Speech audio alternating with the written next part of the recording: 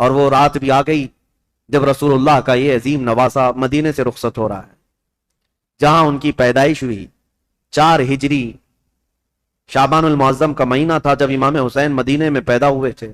اس دن رسول کریم صلی اللہ تعالی علیہ وسلم کو اتنی خوشی ہوئی تھی، اور پتہ ہے آپ کی ولادت سے پہلے حضور کی چچی ام الفضل حضرت عباس کی بیوی حضرت ام الفضل یہ آئی تھی، خواب دیکھ کر کے ڈر کر کے آئی اور کہا یا رسول اللہ صلی اللہ علیہ وسلم میں بہت ہی عجیب خواب دیکھ کر کے آئی ہوں، مجھے ڈر ہے۔ کہا کیا دیکھی ہو؟ کہا بیان کرنے سے مجھے ڈر لگتا ہے۔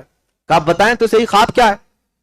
تو چچی ام الفضل نے کہا تھا میں نے کل خواب میں دیکھا آپ کے جسم کا ایک ٹکڑا کٹ گیا اور میری گود میں گرا ہے۔ حضور نے فرمایا گھبرانے کی ضرورت نہیں، فاطمہ کے گھر بیٹا پیدا ہوگا اور وہ پرورش کے لیے تمہاری گود میں ڈالا جائے گا، اور فاطمہ کا بیٹا میرے جسم کا ٹکڑا ہے۔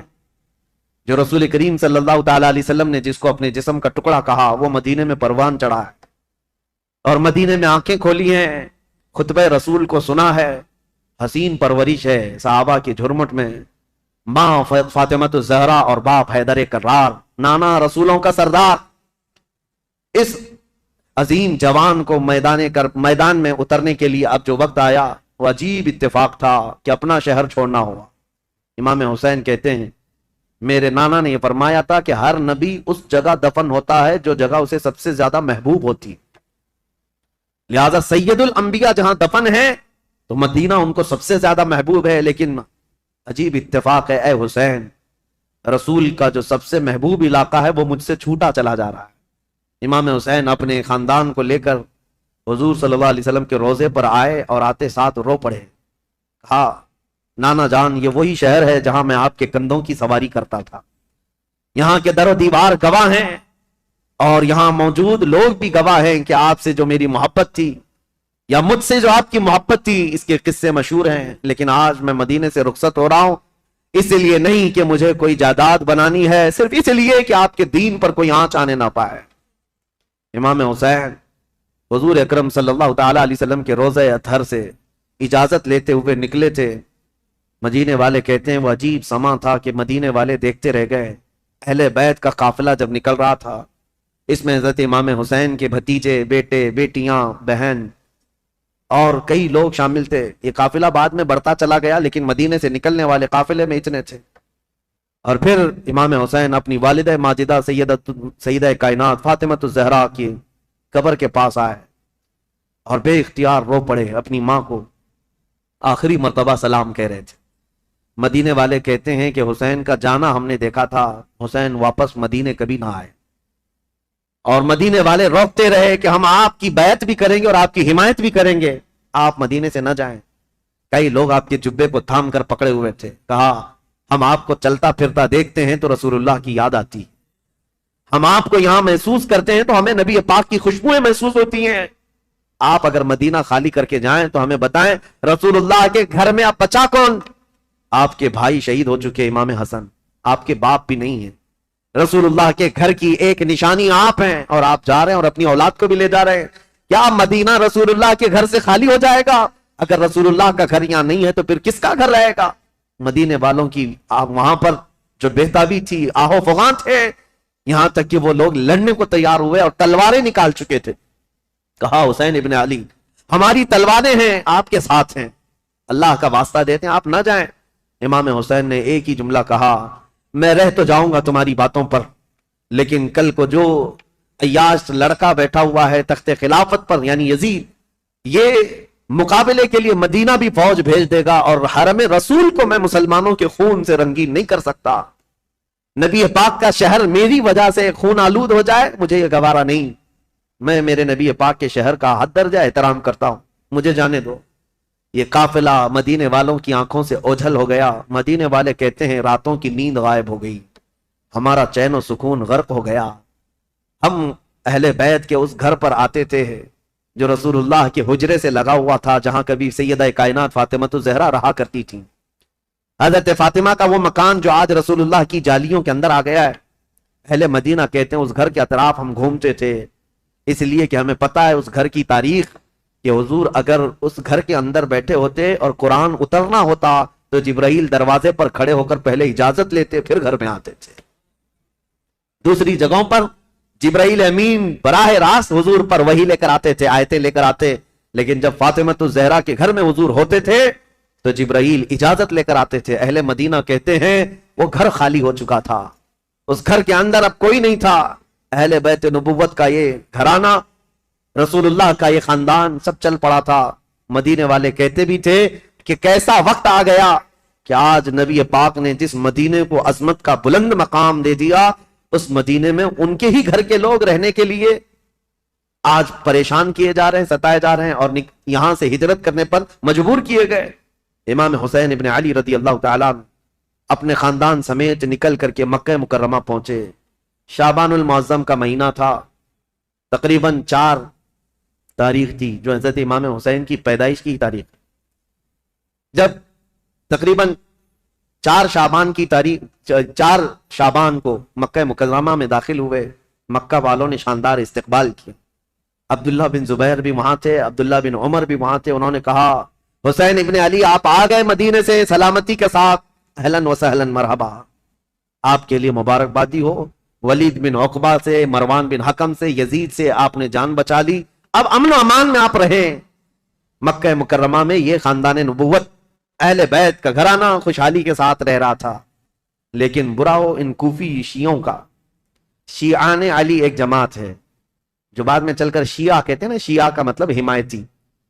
हजरत अली रदी अल्लाह ताला अन्हु के हिमायतियों की एक जमात थी, शियाने अली उनको कहा जाता था, जो कूफा में रहते थे, बरसों से हजरत अली के जमाने से थे, क्योंकि हजरत अली ने भी दारुल खिलाफा कूफा को बनाया था। और हजरत अली के बाद इमाम हसन भी वहां रहे कूफा में, और उसके बाद वो हिजरत करके मदीने चले गए, तब फिर इमाम हुसैन भी गए थे। तो कूफा वालों का ताल्लुक हजरत अली के घराने से पहले से था। और इमाम हुसैन की ये तारीख मैं आपको बताता हूं कि जब अमीर मुआविया खलीफ यानी हुकूमत कर रहे थे, उस वक्त भी कूफा वाले इमाम हुसैन को खत लिखकर बुला रहे थे कि अमीर मुआविया को माजूल कर देते हैं, आप आ जाइए। इमाम हुसैन ने मना किया, कहा कि मैं फिर से वो अजीम जंगें देखना नहीं चाहता हूं जो मेरे बाप के जमाने में हुई हैं। तो हजरत इमाम हुसैन गए नहीं, अमीर मुआविया के जमाने से कूफा वाले खत लिख रहे थे, आप आ जाइए।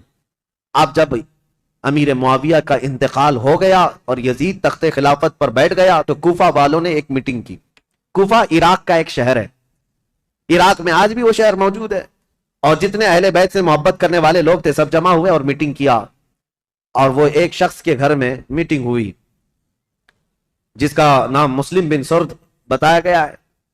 और वो शख्स सारे लोगों को जमा करके कहता है, देखो अमीर मुआविया का तो इंतकाल हो गया और यजीद बेटा है, तुम सबकी राय क्या है? क्या अली के बेटे हुसैन खिलाफत के सबसे ज्यादा हकदार नहीं है?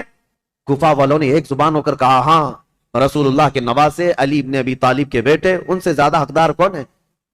तो उन लोगों ने कहा कि हमने ये सुना है कि इमाम हुसैन ने भी यजीद की बैत को कबूल करने से मना कर दिया और वो मदीना छोड़कर मक्का जा चुके हैं। ऐ लोगों, तुम्हारा क्या ख्याल है, हम हुसैन इब्न अली को यहां बुला न लें? हम कूफा बुला लेते हैं और यहां बुलाकर उनकी खिलाफत को तस्लीम करते हैं, उनके हाथ में बैत कर लेंगे, और फिर धीरे धीरे पूरा हिजाज इमाम हुसैन के हाथ पर बैत कर लेगा, पूरा अरब बैत कर लेगा, और यजीद को हम उतार देंगे तख्ते खिलाफत से। तो कूफा वाले इस बात पर सब इत्तेफाक, और फिर सारे लोगों ने मिल करके खत लिखा इमाम हुसैन के नाम पर। अब्दुल्ला बिन सुबैह हमदानी नाम से एक शख्स था, इसके हाथ में खत देकर भेजे, जिसमें कूफा के बड़े रईस और जिम्मेदार जो लोग थे, वहां के जो सरदार थे, उनकी दस्तखतें थी, उनकी मोहरें लगी हुई थी। यह खत रमजान की 10 तारीख को आया। कहां? मक्का मुकर्रमा में। मक्का मुकर्रमा में इमाम हुसैन के पास यह खत आया तो इमाम हुसैन ने देखा, इसमें यह लिखा हुआ था, कूफा वालों ने लिखा था, अल्लाह की हम्द व सना के बाद, हुजूर की सलात व सलाम के बाद, कहा अमीर मुआविया का इंतकाल हो गया और उनके बाद यजीद जैसा फासिक व फाजिर शख्स बैठा है, लिहाजा हम उसकी इमारत और उसकी खिलाफत को नहीं तस्लीम करते। ऐ अली के बेटे हुसैन, आप तशरीफ ले आए, हमारे सर पर कोई इमाम नहीं है, आप तशरीफ लाए, हम आपके हाथ पर बैत करते हैं। यह खत का मजमून था।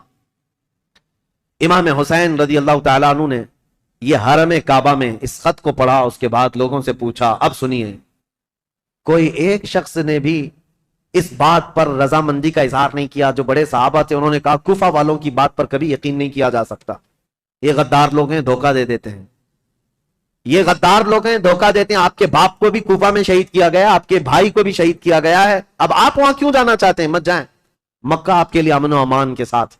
हजरत इमाम हुसैन ने इन खतूत को नजरअंदाज कर दिया। لیکن 2-3 دن کے بعد تقریباً 53 یا 55 لوگ کوفہ سے چل کر کے مکہ مکرمہ آئے، اور طواف کعبہ کے بعد سب امام حسین کے پاس نظر و نیاز لے کر کے آئے، اور اس کے بعد پھر خطوط لے کر آئے، کوفہ والوں کے حالات بتائے۔ امام حسین نے دوبارہ صحابہ سے مشورہ کیا کہ کیا کرنا چاہیے، تب پھر صحابہ نے وہی بات کی، کوفہ والے غدار قسم کے لوگ ہیں، طبیعت کے اندر ان کے استقامت نہیں، کسی ایک بات پر جمتے نہیں ہیں، آپ مت جائیں۔ دوسری مرتبہ بھی امام حسین صبر کر کے رہ گئے۔ رمضان کا مہینہ ختم ہونے کو آیا، تقریباً خطوط کا سلسلہ جاری رہا، اتنے کہ 10,000 کے قریب لوگوں نے امام حسین کو دعوت دی، اور اخیر میں یہ دعوت دی کہ اے حسین ابن علی، کل قیامت کے دن اگر اللہ تعالی ہم سے یہ سوال کر لے کہ فاسق و فاجر معاویہ کے بیٹے سے تم نے بیعت کیسے کی، اس کو امیر کیسے بنایا، تو ہم اللہ کی بارگاہ میں قیامت میں یہ جواب دیں گے کہ اے رب العالمین، ہم نے تو رسول اللہ کے نواسے کو بلایا تھا مگر انہوں نے انکار کیا، تو ہمارے پاس کوئی چارہ نہیں تھا، اس لیے ہم نے یزید کی بیعت کر لی۔ یہ تو ایموشنل بلیک میلنگ ہے۔ بہت سارے لوگ آج ہمیں یوں بولتے ہیں پروگرام کی تاریخ دے دیجئے نہیں تو پورا علاقہ دیوبندی ہو جائے، پروگرام کی تاریخ دے دیجئے نہیں تو یہاں ایسا ہو جائے۔ میرے عزیزو، تمہارے ذمے بھی تو کچھ ہے، تمہارے ذمے بھی تو کوئی چیزیں ہیں۔ امام حسین نے اس خط کو پڑھنے کے بعد پھر سارے لوگوں سے مشورہ کیا، اور اس کے بعد کہا اب میرے لیے اتمام حجت کرنی ہوگی، یعنی مجھے تو جانا ہی ہوگا، کیونکہ انہوں نے قیامت کا واسطہ دے دیا ہے۔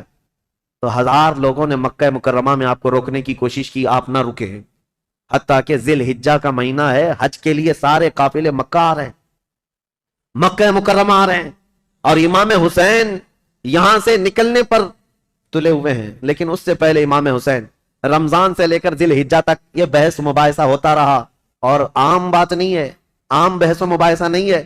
عبداللہ بن زبیر جو صحابی ہے نا، امام حسین کی جماعت کے ساتھ لڑنے کو بھی آ گئے تھے۔ یہ محبت کی لڑائی ہے، دشمنی کی نہیں، کہ میں تمہیں مکہ سے باہر جانے نہیں دوں گا، اس کے لیے وہ تلوار نکال کر کھڑے ہو گئے تھے۔ یہ بھی لڑائی قریب تھی، مکہ کے مکرمہ سے نہ جانے دیں گے، کیونکہ عبداللہ بن زبیر جانتے تھے کہ کوفہ والے ان کا کیا کریں گے۔ تو پھر امام حسین رمضان کے بعد بھی رک گئے۔ جب امام حسین اصرار کرنے لگے بار بار، تو چند صحابہ آئے اور ان سے مشورتاً یہ کہا کہ اگر آپ کو جانا ہی ہے اور کوفہ والوں کے بارے میں آپ یہ کہہ رہے ہیں کہ یہ ہزاروں لوگ بیعت قبول کرنے کو تیار ہیں، تو آپ نہ جاتے ہوئے پہلے اپنے خاندان کے کسی معتمد شخص کو وکیل بنا کر بھیجیں، اور وہ جا کر کے براہ راست حالات دیکھے گا اور وہ خبر دے گا، تب آپ جائیے، ان کے خطوں کے بھروسے پر مت جائیے، ان کے خط اور ان کے بولیوں پر مت جائیے۔ تو امام حسین نے اس مشورے کو تسلیم کر لیا۔ پھر اپنے بھائی مسلم بن عقیل کو، چچیرے بھائی تھے حضرت امام مسلم بن عقیل جو ہیں، یہ حضرت امام حسین کے چچیرے بھائی، حضرت عقیل حضرت علی کے سگے بھائی۔ تو مسلم بن عقیل سے آپ بڑی محبت رکھتے تھے اور معتمد بھی تھے امام حسین کے، بلایا اور کہا کہ بھائی تم جاؤ کوفہ اور میری جانب سے وہاں لوگوں سے بیعت لے لینا وکیل بن کر، اور حالات دیکھ کر کے مجھے خبر کر دینا۔ یہ تاریخ ہے۔ ایک طرف یزید ساری جگہوں پر اپنے سخت گیر حکام کو نافذ کر چکا ہے، بہت جلاد قسم کے گورنروں کو بٹھایا ہوا ہے، اور ایک طرف امام حسین رضی اللہ تعالیٰ عنہ اور ان کے حامیوں کا یہ ایک طریقے سے معاملہ چل رہا تھا، خلافت کو لے کر کے یہ باتیں چلی رہی تھی۔ تو حضرت امام حسین نے جب اپنے بھائی امام مسلم کو بھیجا تو وہ نکلے کوفہ کے لیے، اور جب وہ کوفہ جا رہے تھے تو تاریخ میں موجود ہے امام مسلم بن عقیل کے 2 چھوٹے بچے محمد اور ابراہیم بھی ساتھ ہو گئے، کیونکہ وہ باپ کے بغیر رہتے نہیں تھے۔ امام مسلم بن عقیل اپنے 2 بچوں کے ساتھ کوفہ کے لیے روانہ ہوئے۔ جیسے ہی کوفہ میں آئے، کوفہ والے جوق در جوق امام مسلم کا استقبال کرتے ہیں، اور اتنی بڑی تعداد میں استقبال کیا کہ تقریباً ایک ہی رات میں 12,000 لوگ آپ کے ہاتھ پر بیعت کیے۔ 12,000 لوگ امام مسلم بن عقیل کے ہاتھ پر امام حسین کا وکیل سمجھ کر بیعت کیا، اور جدھر دیکھو ادھر اہل بیت کا نعرہ، محبت علی کا نعرہ، امام حسین کی امارت اور خلافت کا نعرہ، ماحول رنگا رنگ ہے کوفہ کا۔ امام مسلم بن عقیل سیدھے مختار بن عبید ایک شخص ہے اس کے گھر جا کر قیام کرتے ہیں۔ مختار بن عبید وہاں سردار کی حیثیت رکھتا تھا، اور اس نے سارے لوگوں کو یہیں پر جمع کیا تھا، اور ساری باتیں یہیں سے چل رہی تھی۔ امام مسلم بن عقیل جیسی گئے تو کوفہ کے اس وقت جو گورنر تھے وہ نعمان بن بشیر ایک صحابی رسول تھے، یزید کی طرف سے وہ گورنر تھے، نرم دل تھے اور نہایت ہی عجز و انکساری والے، تواضع والے، انسان تھے.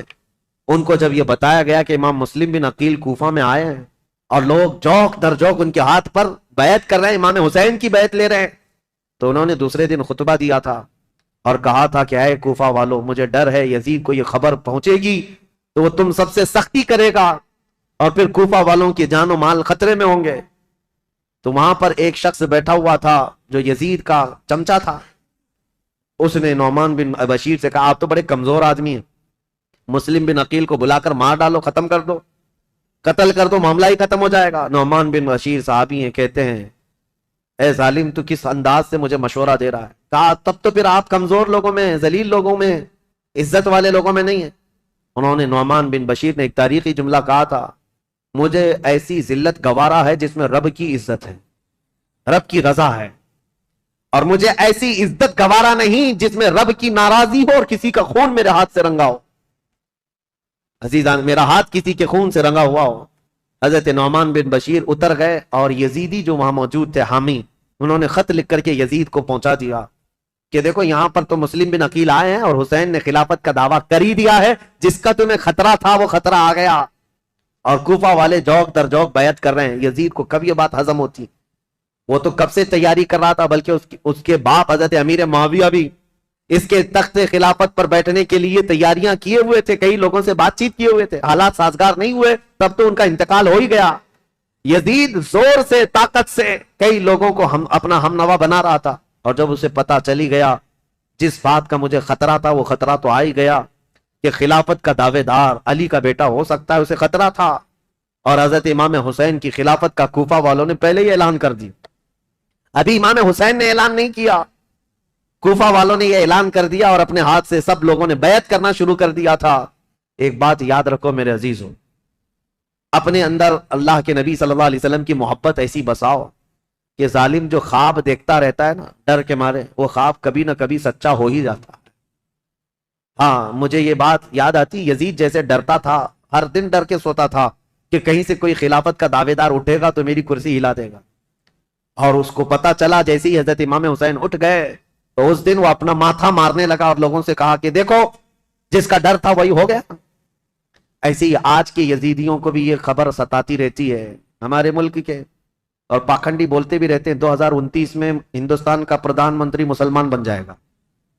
یہ ہماری بات نہیں ہے, یہ ڈر کے مارے دیکھے ہوئے خواب ہیں, یہ ڈراؤنے خواب ہیں جو پریشان کرتے ہیں. اور انشاءاللہ العزیز کوئی حسین کا غلام بیدار ہوگا اور پورے ہند کو ایک میدان میں لا کر کھڑا بھی کرے گا انشاءاللہ.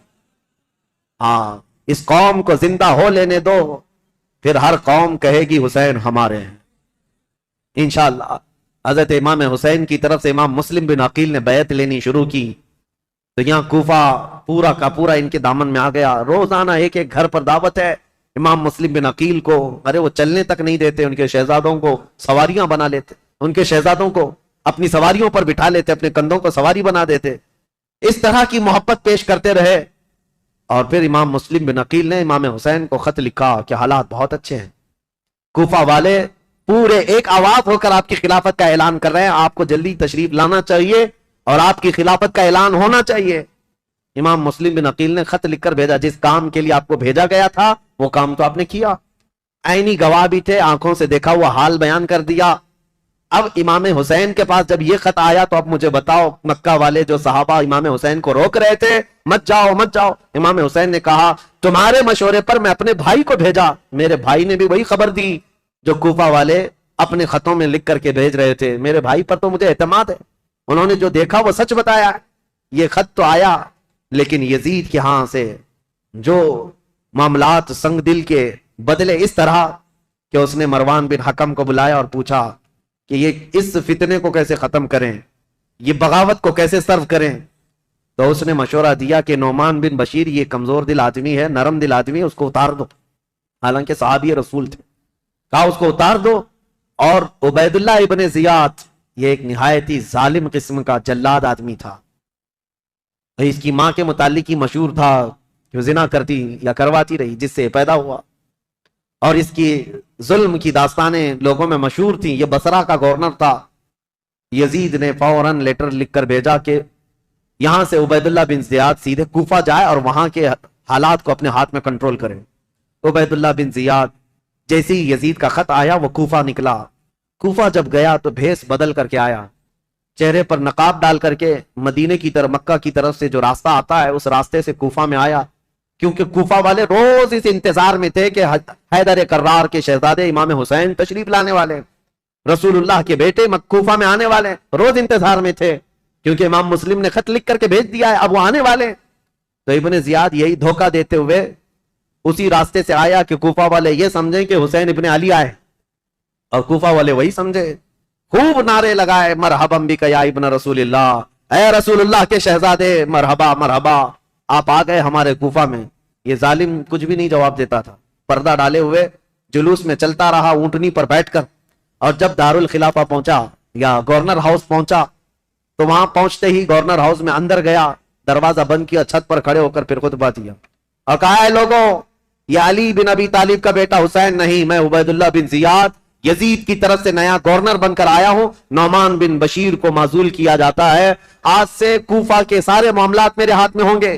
کوفہ والے جو استقبال کرنے کے لیے آئے تھے ان کو سخت ترین خطبہ دیا, کہا ہے لوگوں سنو, جو سختی کرے گا اس کے ساتھ ہم سختی کریں گے, اور جو یزید کی بیعت کو انکار کرے گا ہم اس کو قتل کریں گے, باغیوں میں اس کا شمار ہوگا, اور جو کسی باغی کی حمایت کرے گا ہم اس کے ساتھ بھی سختی کا معاملہ کریں گے. اس کا پہلے ہی دن یہ جو خطبہ سنا لوگوں نے بہت ہی بیزاری کا اظہار کیا, برہمی کا اظہار کیا, لوگ چلے گئے. اب امام مسلم بن عقیل کے حالات اب بدلنے پا گئے, کوفہ والے بس گیدڑ بھپکی سے ڈر گئے, عبید اللہ بن زیاد کے ایک خطبے سے ڈر گئے. اور اس کے بعد دوسرے دن عبید اللہ بن زیاد نے کیا کیا, کوفہ کے جتنے قبیلے تھے, خاندان تھے, ان خاندانوں کے جو جو بڑے لوگ تھے, خاندان کا جو بھی رئیس ہوتا, ان سب کو اپنے گورنر ہاؤس میں بلایا اور بلا کر کے اتنا سخت ڈرایا اور کہا تم میں سے کوئی بھی اگر مسلم بن عقیل کو اپنے گھر میں پناہ دیا یا دیتا ہوا نظر آیا تو میں تمہاری پھانسی کا پھندا یہیں پر لٹکاؤں گا, اور اس کے بعد تمہارے لیے وہ عبرتناک سزا ہوگی, اس لیے کہ یزید امیر المومنین کی طرف سے مجھے یہ آرڈر ہے. ایسے سخت احکامات دیا اور اس کے بعد کوفہ والوں کو ڈرایا یہ کہہ کر کے کہ یزید کی طرف سے 30,000 کی فوج آ رہی ہے جو کوفہ کی اینٹ سے اینٹ بجا دے گی. سارے سردار ڈر گئے, جتنے قبیلوں کے آقا تھے ان کے جو جو رئیس تھے وہ ڈر کے مارے چھپ گئے, اور حضرت امام مسلم بن عقیل کو آ کر یہ معاملات کی خبر دی. امام مسلم بن عقیل جس گھر میں تھے, عبید اللہ مختار بن عبید جس کے گھر میں تھے, وہاں سے آپ ہجرت کر گئے, وہاں سے نکل گئے کہ یہاں رہنا اچھا نہیں, تو وہاں سے نکل کر کے ایک بہت ہی عمر دراز صحابی تھے کوفہ میں, ہانی بن عروہ, ان کے گھر گئے. یہ محب اہل بیت تھے, خاندان نبوت کے چاہنے والے تھے. امام مسلم بن عقیل ان کے گھر جاتے ہیں, ہانی بن عروہ نے ان کا استقبال کیا اور اپنے گھر کے ایک کمرے کے اندر ان کو چھپا دیا. رازداری کے ساتھ امام مسلم بن عقیل اور ان کے شہزادوں کو اپنے گھر میں رکھا, اور جتنے اہل بیت سے لوگ محبت کرتے تھے صرف ان کو معلوم تھا کہ امام مسلم بن عقیل ہانی بن عروہ کے گھر میں, اور اس کے باوجود امام مسلم بن عقیل ہانی بن عروہ کے گھر میں رہ کر بھی کوفہ والوں کو بلاتے رہے. جو اب تک 60,000 کی تعداد میں پہنچے تھے بیعت کرنے والے, اب ان لوگوں میں اب چھانٹنا شروع کیا کہ ابھی بچے کتنے ہیں. ہانی بن عروہ کے گھر میں جب آپ خفیہ لوگوں سے ملاقات کرتے تھے اس وقت بھی 18,000 لوگ ابھی بھی امام مسلم بن عقیل کے ساتھ تھے. آ کر کے انہوں نے اپنے ساتھ ہونے کا اظہار کیا. امام مسلم بن عقیل نے کہا کہ اب بھی حالات صحیح ہیں, کچھ بدلے تو کیا ہوا, کچھ تو موجود ہیں, امام حسین کو آنا چاہیے. دوسرا خط بھی انہوں نے لکھا کہ حالات قابو میں آنے کے لائق ہیں, آپ تشریف لائیں. دوسرا خط بھی گیا امام حسین کو. لیکن اب امام مسلم بن عقیل کی تلاش شروع کر دیا عبید اللہ بن زیاد. یہ ہر جگہ لوگوں سے پوچھنے لگ گیا کہ مسلم بن عقیل جو آئے ہیں حسین کی طرف سے وکیل بن کر, وہ کس کے گھر میں چھپے ہوئے, کوئی بتانے کو تیار نہیں تھا. اب عبید اللہ بن زیاد نے ایک غلام کو پیسہ دے کر کے بھیجا, 3,000 درہم یا دینار, کہا کہ تو جا کر کے کسی نہ کسی طرح سے تلاش کر کے معلوم کر کے مسلم بن عقیل کہاں چھپے. اب وہ روزانہ گھومتا تھا اور جو اہل بیت سے محبت کرنے والے ہیں وہ جانتا تھا. تو ایک مسلم بن اوسجہ اسدی رضی اللہ تعالیٰ محب اہل بیت سے مسجد میں عبادت میں رہتے, ان کے پاس گیا یہ غلام جس کا نام معقل تھا. یہ گیا اور کہا جا کر کے مجھے مسلم بن عقیل سے ملنا ہے. تو مسلم بن اوسجہ اسدی یہ کہتے ہیں تو مجھ سے کیوں پوچھ رہا ہے, مسجد میں اور بھی بہت سارے لوگ ہیں. تو یہ غلام کہتا ہے آپ تو جانتے ہیں حالات خراب ہیں, میں اہل بیت کا کٹر حامی ہوں, محب ہوں, میں کچھ نظر اور نیاز لے کر کے آیا ہوں امام مسلم بن عقیل کو دینے کے لیے. وہ ہمارے شہر کوفہ میں غریب ہیں, لوگوں نے ان کو پریشان کر رکھا ہے. تو حضرت مسلم بن اوسجہ اسدی سمجھ گئے کہ یہ محب اہل بیت ہے, اس کو پکڑ کر ہانی بن عروہ کے گھر لے گئے. آؤ میں تجھے ملاتا ہوں. حضرت ہانی بن عروہ کے گھر یہ معقل غلام گیا تو دیکھا حضرت مسلم بن عقیل اور ان کے دونوں شہزادے گھر کے اندر ایک کمرے کے اندر موجود ہیں، اور جتنے اہل بیت سے محبت کرنے والے راستار لوگ تھے وہ آتے تھے، ملتے تھے، جاتے تھے۔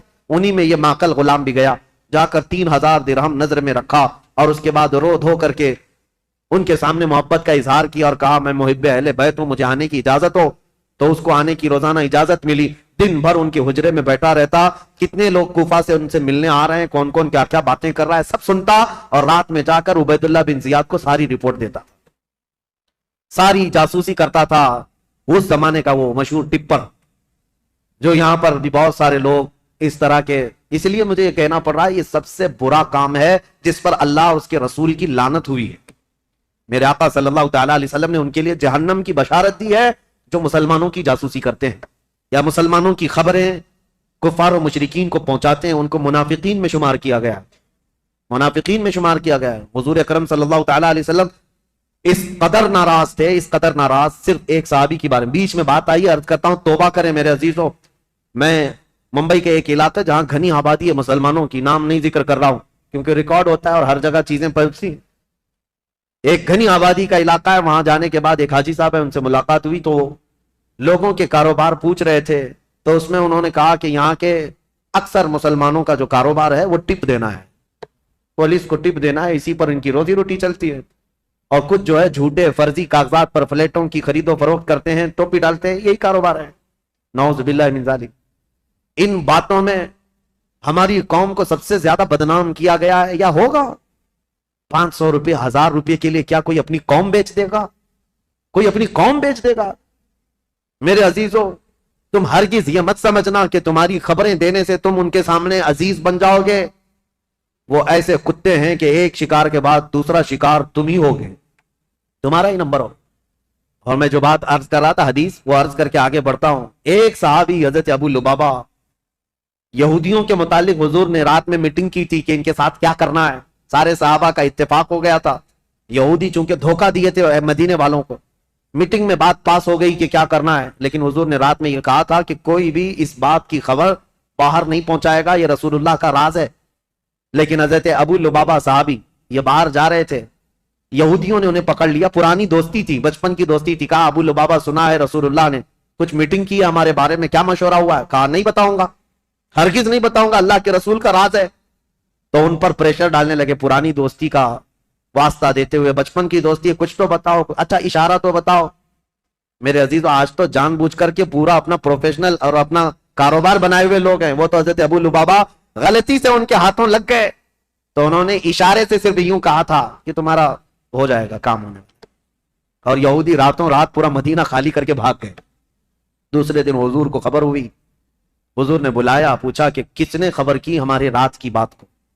تو حضرت ابو لبابہ کہتے ہیں کھڑا ہو گیا، کیونکہ پتا ہے نہ بھی بتاتا تو مخبر صادق صلی اللہ علیہ وسلم کو ہر بات کی خبر ہے۔ حضرت ابو لبابہ کھڑے ہو گئے، کہا یا رسول اللہ یہ جرم میرا ہے، لیکن میں نے جان بوجھ کر کے آپ کا راز افشا نہیں کیا، اور نہ ہی مسلمانوں کی کوئی بات جان بوجھ کر یہودیوں کو بتایا، میں تو راستے پہ جا رہا تھا اور اچانک ان کے ہتھے چڑھ گیا، انہوں نے مجھے بچپن کی دوستی یاد دلائی اور بہت زیادہ دباؤ ڈالا، میں نے اشارہ کیا تھا بس۔ جانتے ہو اس بات پر میرے آقا نے کیا فرمایا؟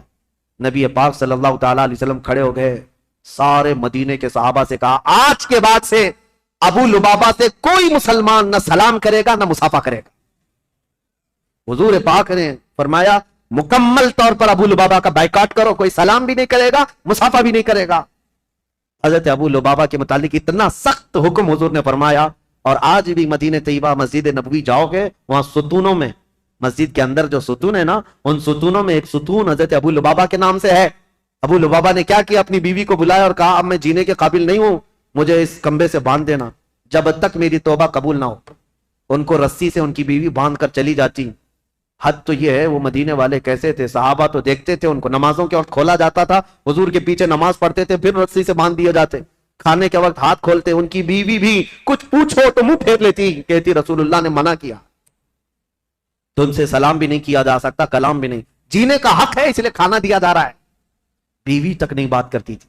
حضرت ابو لبابہ پر یہ دن ایک دن دو دن کا بائیکاٹ نہیں، تقریباً 33 دن تک چلا۔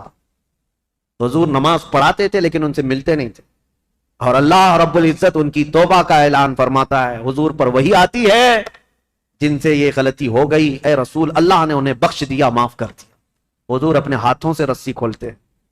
یہ بات بیچ میں آئی ہے تو اس لیے مجھے عرض کرنا ہے، کچھ لوگوں کو ایسا لگتا ہے مسلمانوں کی جاسوسی کرنا، ان کی خبریں لے جا کر کے بڑے عہدے داروں کو بتانا، ٹپ دینا، اس میں ہماری عزت بڑھے گی۔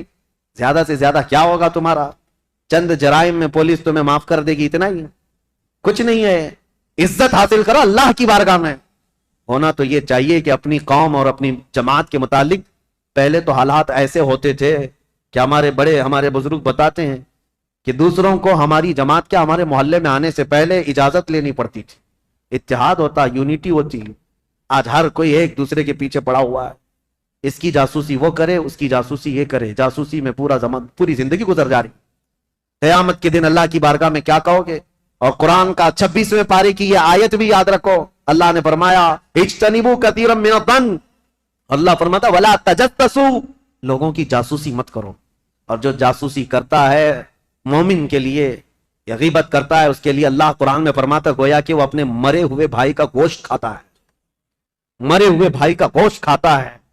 میں ان سب سے کہوں گا ظالموں، مردہ کھانے والوں، توبہ کر لو، ابھی دن باقی ہیں، ابھی دن باقی ہیں۔ تم نے جن لوگوں کو ذلیل کرنے کے لیے آج تخت پر بیٹھے ہوئے لوگوں کی رضامندی حاصل کرنے کے لیے مسلمانوں کی خبریں لے جا کر پہنچاتے ہو، دن بدلیں گے، وقت بدلے گا، پھر تمہاری حالت ایسی ہوگی نہ تم اپنی قوم کے ہوگے نہ کسی اور قوم کے ہوگے، تمہیں منافقین میں شمار کیا جائے گا۔ توبہ کر لو۔ امام مسلم بن عقیل کی خبریں پہنچانے والا وہ ماکل غلام، اس کے ساتھ یہی ہوا 3000 درہم دے کر کے نذرانہ اور ساری رپورٹیں لا کر عبید اللہ بن زیاد کے پاس پہنچاتا تھا۔ عبید اللہ بن زیاد ساری باتیں سنتا رہا اور ہانی بن عروہ کو ایک دن بلا لیا، کہا ہانی بن عروہ سے اس کے پرانے تعلقات تھے، لیکن ہانی بن عروہ جب سے وہ آیا تھا ملنے نہیں گئے تھے۔ بلایا اچانک گورنر ہاؤس پہ، کہا کیا بات ہے ہانی بن عروہ، ہم سے ملاقات نہیں کر رہے ہو؟ کہا میں بیمار تھا اس لیے نہیں آیا۔ کہا بیمار نہیں، تم تو فتنوں میں مبتلا ہو، امیر المومنین کے خلاف فتنہ کرنے کا گھر کو اڈا بنا رکھا ہے، مسلم بن عقیل کو تم سہارا دیے ہوئے ہو، روزانہ پلاننگ کرتے ہو اپنے گھر میں اور خلافت کے خلاف لوگوں کو بغاوت پر ابھار رہے ہو۔ حضرت ہانی بن عروہ نے کہا ایسا تو نہیں کر رہا میں۔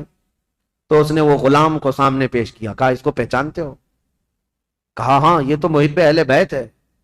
وہ ماکل بن یسار جو غلام تھا، اس نے کہا میں کوئی محب اہل بیت نہیں، میں عبید اللہ بن زیاد کا سپاہی ہوں، میں ان کی طرف سے آیا کرتا تھا۔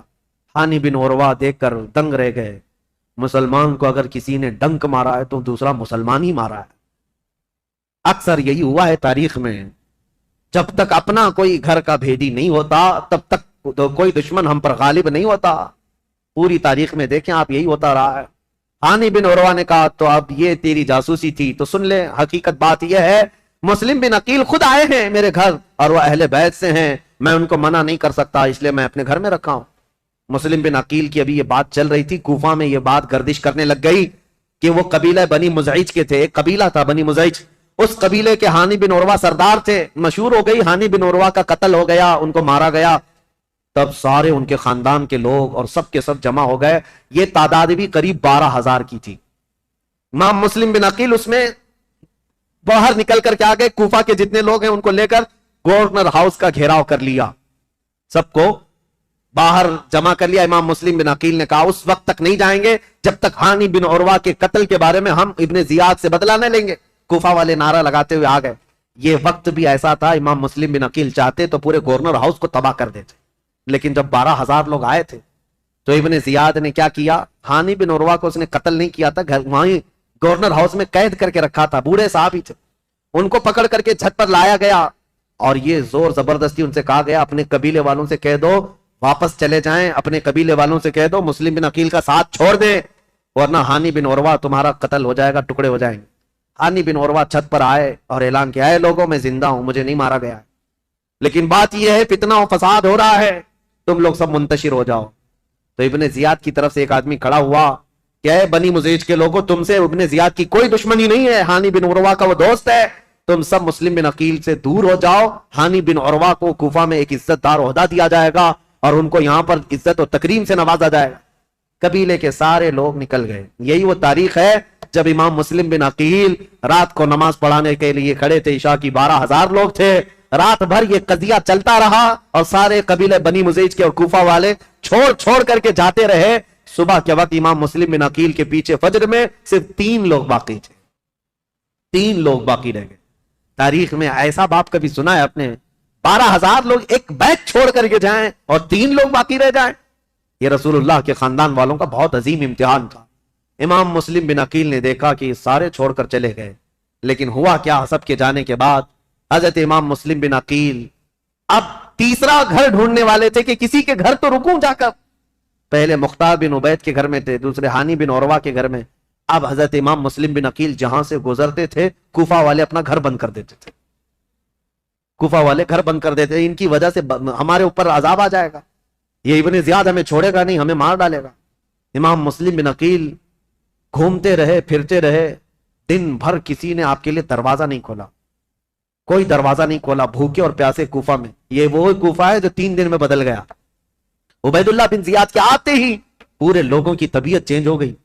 ایک عورت تھی طوعا نام کی، وہ اہل بیت سے محبت کرنے والی، امام مسلم بن عقیل کو دیکھتی ہے اور لے کر کے آ جاتی ہے، میرے گھر میں رک جائے، چاہے پورا زمانہ مخالف ہو جائے، میں اپنی جان کی بازی لگا دوں گی، لیکن رسول اللہ کے گھر والوں کو اس طرح میں راستوں پر گھومتا پھرتا نہیں دیکھ سکتی، آپ آئیں میرے گھر۔ امام مسلم بن عقیل اس عورت کے گھر گئے، تو یہ عورت بڑی جانثار تھی۔ اب ادھر ہوا یہ کہ ہانی بن عروہ کا قبیلہ تو چلا گیا، اب ہانی بن عروہ کو جو اس نے دعویٰ کیا تھا کہ ان کو عزت سے نوازا جائے گا، کچھ نہیں، ان کو دوسرے دن کھڑا کیا گورنر ہاؤس میں، کہا مسلم بن عقیل کو میرے حوالے کر دو۔ ہانی بن عروہ نے کہا میں اپنا سارا گھر اور اپنی جان تیرے حوالے کر سکتا ہوں، مسلم بن عقیل کو تیرے حوالے نہیں کروں گا۔ اب ان کی دوستی بھی ختم ہو گئی۔ ہانی بن عروہ نے جب ایسی سختیاں کی تو عبید اللہ بن زیاد نے فوجیوں سے کہا کہ اس بوڑھے کو باہر لے جاؤ اور رسی سے باندھ کر کے راستوں پر کھینچو تاکہ کوفہ والے دیکھتے رہے۔ ہانی بن عروہ کو عبید اللہ بن زیاد کے ظالم فوجی رسیوں سے باندھ کر کوفہ کی گلیوں میں کھینچتے رہے۔ صحابی رسول ہیں، بوڑھے صحابی تھے، 80 سال کی عمر تھی۔ جب گلیوں میں کھینچا جاتا تھا وہ کھڑے ہو کر پوچھتے تھے، چیختے تھے، کوئی ہے، کوئی مجھے لاٹھی تو دے دے، کوئی رسی تو دے دے، میں کسی سے حفاظت کر لوں۔ ان کا خود کا قبیلہ بھی قریب آنے کو تیار نہیں، یہاں تک کہ گھماتے پھراتے ان کو گورنر ہاؤس پر لایا گیا۔ جب انہوں نے سخت جملے کہے، اے عبید اللہ بن زیاد سن لے، میں گواہی دیتا ہوں تو کذاب ابن کذاب ہے، اور جس کی خلافت کا تو دعویٰ کرتا ہے یزید، وہ سب سے بڑا دجال ہے، کذاب ہے۔ اس بات پر عبید اللہ بن زیاد نے حکم دیا اور ہانی بن عروہ رضی اللہ تعالیٰ عنہ کو پٹک کر کے قتل کر دیا گیا، صحابی رسول کو شہید کر دیا گیا۔ میرے عزیزوں، یہاں سے کوفہ میں جو اہل بیت اطہار کے جانثاروں کی شہادت شروع ہوئی، اس میں پہلے ہانی بن عروہ تھے، اور اس کے بعد وہ مسلم بن اوسجہ اسدی جو محب اہل بیت تھے، ان کا قتل ہوا۔ پھر آپ ڈھونڈنے کے لیے بھیجا کہ جہاں کہیں مسلم بن عقیل ہیں ان کو ڈھونڈ کر کے لاؤ۔ یہ حالات ہوتے رہے، اور طوعا نام کی عورت کے گھر مسلم بن عقیل تھے۔ اتفاق ایسا کہ اس طوعا نامی عورت کا جو بیٹا تھا محمد بن اشعث، وہ ابن زیاد کے درباری تھا، فوجی تھا، اور اس کو خبر ملی تو ابن زیاد سے آ کر کے کہا میری ماں نے پناہ دے رکھی ہے مسلم بن عقیل کو، لیکن میری ماں بہت ڈھیٹ ہے، مانے گی نہیں، وہ مجھ سے بھی لڑ جائے گی، مسلم بن عقیل کو حوالے نہیں کریں، تو کیا کیا جائے؟ ابن زیاد نے پوچھا تو اس نے کہا بیٹے نے میرے ساتھ 10 فوجیوں کو بھیجو، کسی نہ کسی طرح گرفتار کر کے لاؤں گا۔ تو 10 فوجیوں کو یا 12 فوجیوں کو لے کر یہ محمد بن اشعث آیا اور اپنی ماں سے آ کر کہا کہ ماں تو ایک مجرم کو پناہ دی ہے، ماں تو نے ایک غدار کو اور دھوکے باز کو اور خلافت کے باغی کو پناہ دیا ہے، تجھے پتہ نہیں انجام کیا ہے؟ طوعا باہر نکلی اور کہا مجھے افسوس ہے اس دن پر جس دن میں نے تجھے دودھ پلایا تھا، اس دن پر مجھے افسوس ہے، اور تو کہتا ہے میں نے باغی کو پناہ دی ہے؟ نہیں، در حقیقت میں نے رسول اللہ کے گھر کو اپنے گھر میں بسایا ہے، میں نے رسول اللہ کے گھر کو اپنے گھر میں بسایا ہے۔ مسلم بن عقیل تیرے حوالے نہیں ہوں گے۔ اپنے بیٹے سے وہ لڑ گئی۔ اب یہ 12 لوگ امام مسلم بن عقیل کو پکڑنے آئے تو پہلی مرتبہ امام مسلم بن عقیل کو تلوار نکالنی پڑی۔ کوفہ میں پہلی مرتبہ جب تلوار نکالی تو یہی 10-12 سے آپ کا مقابلہ ہوا، اور یہ 10-12 کیا، یہ حیدر کرار رضی اللہ تعالیٰ عنہ کے گھر کا شیر ہے۔ مسلم بن عقیل کی تلوار چمکتی تھی اور سامنے وہ بھاگے پھرتے تھے کتوں کی طرح، کوئی پکڑنے کو آتا نہیں تھا، یہاں تک کہ ایک شخص قریب آیا اور امام مسلم بن عقیل پر حملہ کرنے لگا، آپ کا اس کی تلوار منہ پر گری جس سے آپ کا ہونٹ کٹ گیا۔ امام مسلم بن عقیل کا ہونٹ کٹ گیا. امام مسلم بن عقیل سخت شدت کی دھوپ ہے اس دن, طوعا نامی خاتون سے کہتے ہیں اے محب اہل بیت, جانثاران اہل بیت کی خاتون, مجھے تھوڑا پانی دے دے, میں پانی پیوں گا اور ان کا کام تمام کروں. خاتون پانی لائی, ایک کھٹورے میں پانی لائی. امام مسلم بن عقیل پانی کے لیے جیسی کھٹوری آگے کرتے ہیں, خون پورا اس پانی میں گرتا. آپ نے پانی پھینک دیا کہ خون کا قطرہ پانی میں مل جائے تو حرام ہے, پانی نہیں پیا جا سکتا, خون پینا حرام ہے. دوسری کھٹوری لائی گئی. آپ جب لبہوں کے قریب لگاتے اس میں بھی خون ٹپکتا تھا. آپ نے وہ پانی بھی چھوڑ دیا, کہا صاف پانی پینا مسلمان کے لیے حلال ہے, خون جس پانی میں مل جائے وہ حرام ہے, میں حرام پانی اخیر وقت نہیں پی سکتا. تیسری مرتبہ لایا گیا, تیسری مرتبہ بھی وہ کھٹوری خون سے لال ہو گئی. آپ نے رکھ دیا اور کہا شاید اب میری زندگی میں دنیا کا پانی نہیں ہے. امام مسلم بن عقیل لڑنے کے لیے پھر باہر آئے تو ان ظالموں نے کیا کہا, محمد بن اشعث وغیرہ نے کہا مسلم ہم تم سے لڑنا نہیں چاہتے, امان دیتے ہیں. ایک شخص اس میں سے کہا میں امان دیتا ہوں, بس بات اتنی ہے کہ تم چلو عبید اللہ بن زیاد کے سامنے, تمہارے آمنے سامنے گفتگو ہو جائے. ہم اتنا ہی کہتے ہیں. جیسے آج بھی آتے ہیں نا پولیس والے, صرف بات کرنا ہے, بات کرنے کے لیے جانا ہے. امام مسلم بن عقیل سے کہا صرف بات کرنے کے لیے چلو. اور اس وقت عربوں میں امان دینے کا مطلب یہ ہوتا ہے کہ پھر جنگ نہیں ہوتی, اور اس کے لیے جس نے امان دیا وہ تلوار اٹھا لیتا. عرب میں یہ دستور تھا. تو امام مسلم بن عقیل نے اپنی تلوار چھوڑ دی, کہا چلو ٹھیک ہے تم نے امان دے دی, میں چلتا ہوں ابن زیاد کے پاس گفتگو کروں گا. جب جانے لگے اور اس وقت جیسے ہی ان کی بگی میں بٹھایا گیا, گھوڑے پر بٹھایا گیا, تو ظالموں نے پیچھے سے ان کے ہاتھ باندھنا شروع کر دیا. امام مسلم بن عقیل کے ہاتھ باندھے. آپ نے پوچھا جب تم نے امان دے دیا اور صرف بات ہی کرنا ہے تو پھر یہ ہاتھ باندھنا کیوں شروع کیا, یہ پہلی غداری ہے تمہاری. کہا نہیں ابن زیاد کے پاس چلو. جب وہاں پہنچے تو آپ کو اس انداز سے نہیں لے جایا گیا جیسے بلایا گیا تھا, کھینچ کر کے بے عزتی کے ساتھ لایا گیا, عبید اللہ بن زیاد کے سامنے لایا گیا. اب یہ جو مکالمہ ہوا ہے, جو گفتگو ہوئی ہے, ابن زیاد نے اب گفتگو شروع کی اور کہا اے مسلم بن عقیل کیا تم یہ فتنہ پروری کر رہے ہو؟ یہاں کے لوگ امن و امان میں تھے, یہاں کے لوگ حسب عادت بہت اچھے مزاج کے تھے, اور تم نے آ کر فتنہ ڈال دیا اور حقیقی خلیفہ کے خلاف بغاوت کیا. امام مسلم بن عقیل نے کہا نہ ہم فتنہ کرنے کے لیے آئے اور نہ یہاں کے لوگ امن و امان میں تھے. ہم کو یہ خبر دی گئی کہ یہاں تیرے باپ کی حکومت ظلم کے ساتھ قائم کی گئی ہے, اور ان کے ساتھ کوفہ والوں کے ساتھ ظلم ہوتا تھا. ہم ان کو زمانے رسول کی خلافت یا زمانے رسول کی حالت پر لانے کے لیے اپنا شہر چھوڑ کر آئے ہیں. تو ابن زیاد نے کہا اے مسلم بن عقیل تم کو اتنی فکر ہو گئی, تم تو مدینے میں شراب پینے والے لوگ. مسلم بن عقیل نے مسکرا کر کہا پورا زمانہ گواہ ہے, رسول اللہ کا گھرانہ شراب تو دور کی بات, میری کھٹوری میں خون کا قطرہ گرا تھا, میں نے وہ پھینک دیا ہے. شراب کی بات کرتا ہے, شراب تو تجھ جیسا آدمی پیتا ہے اور تیرا امیر پیتا ہے یزید, جو مسلمانوں کی خون پر اپنی کرسی بچھایا ہوا ہے. یہ باتیں سخت ہو گئی امام مسلم بن عقیل کی اور ابن زیاد کی. ابن زیاد نے کہا کہ مسلم ابھی تمہارے پاس وقت ہے کہ تم یزید کی امارت اور اس کی خلافت کو تسلیم کر لو تو ہمارے درمیان بات بن جائے گی. ابن زیاد نے جیسے کہا, مسلم بن عقیل نے کہا تو ہم سے اس بات کا وعدہ لینا چاہ رہا ہے جو قیامت تک ہونے والا نہیں ہے, جو قیامت تک ہونے والا نہیں ہے, اور ہماری زندگیاں کیا ہماری نسلیں ختم ہو جائیں گی, لیکن جس بات پر تو عہد لینا چاہتا ہے وہ ممکن نہیں ہے. ابن زیاد نے تلوار نکالی اور کہا اگر وہ ممکن نہیں ہے تو پھر میری تلوار سے تمہارا مقابلہ ممکن ہے. مسلم بن عقیل نے کہا میں نہیں کہتا تھا کہ تجھ جیسا خون پینے والا ہی شرابی ہے, اور تیرے لیے ہی یہ سزاوار ہے کہ تو ہی مسلمان کے خون سے اپنے آپ کو آلودہ کر سکتا ہے. یہ گفتگو ہوتی رہی کوفہ کے گورنر ہاؤس میں. عبید اللہ بن زیاد نے امام مسلم بن عقیل کو پیچھے ہاتھ باندھ کر اوپر چھت پر لے جانے کا حکم دیا. جلاد کو بلایا, اور جلاد کو بلانے کے بعد امام مسلم بن عقیل کی ہڈیاں توڑی گئیں, آپ کی ہڈیاں توڑی گئیں, اور اس کے بعد امام مسلم بن عقیل کو قتل کر کے گورنر ہاؤس کے اوپر سے پھینکا گیا. آپ کا سر مبارک الگ اور جسم مبارک الگ پھینکا گیا تھا. انا للہ و انا الیہ راجعون. یہ خاندان نبوت کے پہلے شہید ہیں, پہلے شہید کوفہ میں جنہوں نے دم توڑ دیا. لیکن جانتے ہو گورنر ہاؤس میں مسلم بن عقیل کی یہ حالت تھی کہ جب آپ کے ہاتھ باندھ کر کے آپ کو اوپر لے جایا جا رہا تھا تو کئی لوگ وہاں موجود تھے. ان کی طرف دیکھ دیکھ کر کے امام مسلم بن عقیل کہہ رہے تھے اے لوگوں, دنیا کا یہ دستور ہے, قیصر اور کسریٰ جیسے ظالم بادشاہ بھی جب کسی کو پھانسی دیتے تو پھانسی دینے سے پہلے اس سے پوچھ لیتے تیری کوئی خواہش ہے تو بتا دے, یہ کیسی حکومت تمہاری آ گئی؟ کیا مجھ سے کوئی پوچھنے والا نہیں ہے؟ تو لوگ کہتے اگر کوئی چیز جانتے چاہتے ہو تو بتاؤ. امام مسلم بن عقیل یہ کہہ رہے تھے میں یہ نہیں چاہتا کہ میرے بچوں کی دیکھ بھال ہو, میں یہ نہیں چاہتا کہ میرے گھر بار میری جائیداد کا خیال ہو, میں یہ بھی نہیں چاہتا کہ میرے بعد میری خبر مدینے پہنچائی جائے, بس اتنی خواہش ہے میری موت سے پہلے حسین ابن علی کو یہ پیغام پہنچا دو کہ وہ کوفہ جیسے بددیانت شہر میں کبھی نہ آئے. میرا یہ پیغام پہنچا دو کہ وہ اس شہر میں نہ آنے پائیں, اس لیے کہ اس نواز رسول کے ساتھ اگر ایسا ہوا جیسا میرے ساتھ ہو رہا ہے تو قیامت کے دن میں ان کو کیا منہ دکھاؤں گا. حسین اگر مجھ سے یہ پوچھے کہ اے مسلم تمہارے خط کی وجہ سے میں آیا تھا اور میرے ساتھ کوفہ والوں نے کیا کیا, اگر حسین ابن علی مجھ سے یہ پوچھ لیں تو میں کیا جواب دوں گا, اس لیے کہ اب تک میں 2 خط لکھ چکا ہوں کہ کوفہ کے حالات بڑے اچھے ہیں. اس لیے اے لوگوں میرا یہ پیغام پہنچا دو حسین ابن علی کوفہ کی طرف نہ آئیں.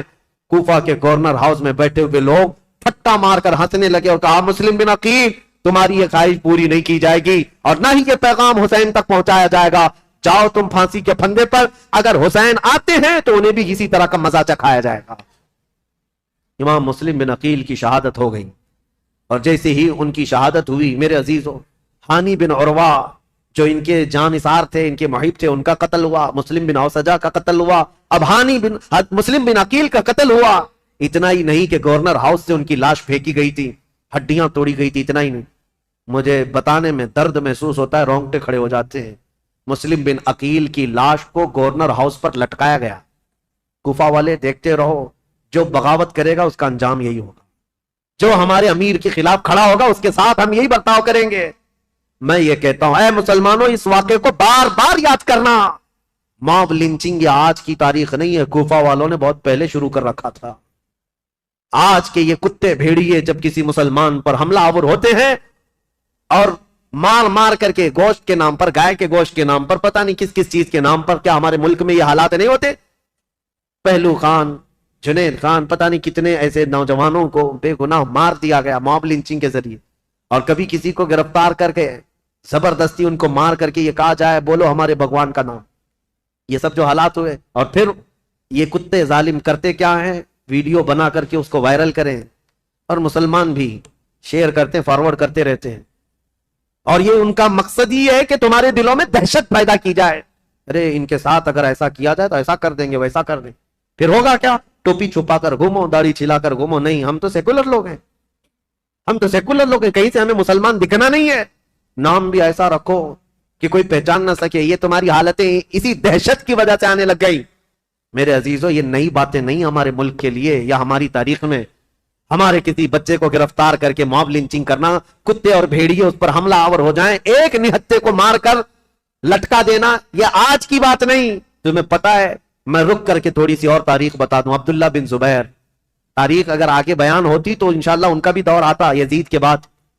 عبداللہ بن زبیر جو مکہ میں تھے, یہ کون ہے عبداللہ بن زبیر؟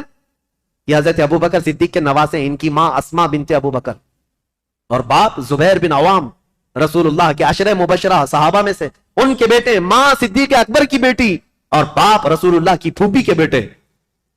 یہ عبداللہ بن زبیر, ان کے ساتھ جو ہوا تھا پتا ہے, یزید کے دور کا ہی ایک گورنر حجاج بن یوسف عبداللہ بن زبیر سے مکہ میں 40 دن تک لڑا تھا, جس کی لڑائی کی وجہ سے خانہ کعبہ کا غلاف جل گیا تھا اور حجر اسود کو نقصان پہنچا تھا. اور وہ جنتی دمبا جو حضرت اسماعیل علیہ السلام کے قربانی کے وقت جنت سے لایا گیا تھا, وہ دمبے کا جو اس کے سینگ تھے, جو نشانیاں تھی, وہ جل گئی تھی, ختم ہو گئی تھی. اتنے بڑے واقعات پیش آئے عبداللہ بن زبیر کے زمانے میں. اور ہوا کیا تھا پتا ہے, وہ تھک ہار کر کے گھر کے اندر آئے. اسما بنت ابو بکر, اس وقت ان کی عمر 90 سال کے قریب تھی, تقریباً 90 سال کے قریب کی عمر ہے حضرت اسما کی, یا 80 سال کی عمر ہے. بیٹا جب تھک کر آیا تو اسما بنت ابو بکر اٹھاتی ہیں اور کہتی ہیں, بیٹا شیروں کو یہ زیب نہیں دیتا کہ وہ جھوپڑی کے سائے میں بیٹھے, تو بوڑھی ماں کی فکر نہ کر, دین اسلام کی فکر کر. بیٹے کو بھیج دیا اور بیٹا شہید ہو گیا تھا. عبداللہ بن زبیر قتل ہو گئے تھے. آپ کو ایسا لگ رہا ہوگا کربلا کے واقعات میں بیچ میں کہاں سے آئے, یہ اس لیے بتا رہا ہوں, موب لنچنگ کا دور اور موب لنچنگ جو ہو رہی ہے اس کے متعلق کہہ رہا ہوں. عبداللہ بن زبیر کو قتل تو کیا حجاج بن یوسف نے, لیکن جانتے ہو ان کی لاش کو 40 دن تک ایک کھمبے پر باندھ کر لٹکایا گیا تھا. 40 دن تک لٹکایا گیا تھا, اور تاریخ میں موجود ہے, لیکن وہ پورا جسم 40 دن تک تر و تازہ تھا. ہر دن خون کا قطرہ ٹپکتا تھا اور جسم اسی طرح تر و تازہ تھا، نہ جسم میں کوئی سڑن، کوئی بدبو، نہ ہی بوسیدگی، کچھ نہیں۔ اب جو بات کہنے کی ہے امپورٹنٹ وہ یہ ہے، بوڑھی ماں اسما بنت ابو بکر روزانہ لاٹھی پکڑ کر آتی تھی، ہر دن اپنے بیٹے کو دیکھتی تھی اور گھر جاتی تھی۔ لاش لٹکی ہوئی ہے اور ماں روزانہ دیکھتی تھی اور گھر جاتی تھی۔ 40 دن گزرنے کو آئے، تب اسما بنت ابو بکر نے کیا کہا تھا پتا ہے؟ اپنی لاٹھی پکڑ کر کے کہا تھا، 80-90 سال کی خاتون، اے مکہ والو، اس دولہے کا سواری سے اترنے کا وقت کب آئے گا؟ کیا ابھی وہ وقت نہیں آیا کہ یہ دولہا اپنی سواری سے اتر جائے؟ بیٹے کی لاش کھمبے سے لٹکی ہوئی ہے، لیکن ماں اس وقت تک ہمت نہیں ہارتی، لوگوں سے کہتی ہے میرا بیٹا دولہا ہے اور سواری پر سوار ہے۔ پھر 40 دن کے بعد ان کی لاش کو لا کر دفن کیا گیا تھا۔ یہ باتیں اس لیے میں عرض کر رہا ہوں کہ تمہارے جذبے جوان رہیں۔ ہمارے لیے موت، ہمارے لیے کسی کا کٹ جانا، مر جانا ہمارے حوصلوں کو توڑنے والا نہیں ہونا چاہیے۔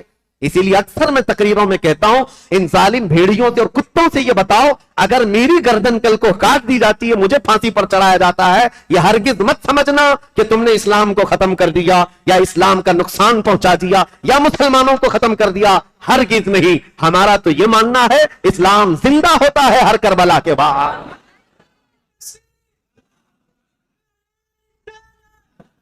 اسلام زندہ ہوتا ہے ہر کربلا کے بعد۔ حضرت امام مسلم بن عقیل کی لاش کو لٹکا کر کوفہ والوں نے یہ موب لنچنگ ہی تو کیا تھا، تو کیا اس وقت اسلام ختم ہو گیا؟ سب ڈر کر کے، سہم کر کے سب چیزیں چھوڑ دیے؟ نہیں میرے عزیزو، اسلام پھلتا رہا، پھولتا رہا۔ اسی لیے یہ کچھ دیر کی خاموشی ہے، پھر شور آئے۔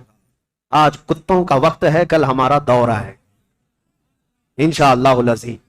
امام مسلم بن عقیل کی شہادت کے بعد جو ہولناک مناظر پیش آئے کوفہ کی سرزمین پر، وہ بیان سے باہر ہیں میرے عزیزو۔ اب میں رلانے کے لیے بیان نہیں کرتا، لیکن غم ہمارا قدرتی ہے، غم ہمارا فطرتی ہے، آ جاتا ہے۔ میں تو بیان اس لیے کرتا ہوں کہ ہمارے بچے جوان رہیں اور بوڑھے بھی جوان رہیں۔ کربلا کی داستان سن کر ڈر کر کے، سہم کر کے، حالات سے سمجھوتا کرنے والی باتیں نہ کریں، بلکہ ہمیشہ ایک بات یاد رکھیں، تلوے چاٹنے والوں کی تاریخ نہیں لکھی جاتی، باطل سے ٹکرانے والوں کی تاریخ لکھی جاتی ہے۔ یہ کوئی کمال کی بات نہیں، آج جو حکومت میں اس کے تلوے چاٹیں، اس کی جوتیاں اٹھائیں۔ یہ چڑھتے سورج کو پوجا کرنے والے لوگ ہر زمانے میں آتے رہیں گے، ان کا نام و نشان نہیں ہوتا۔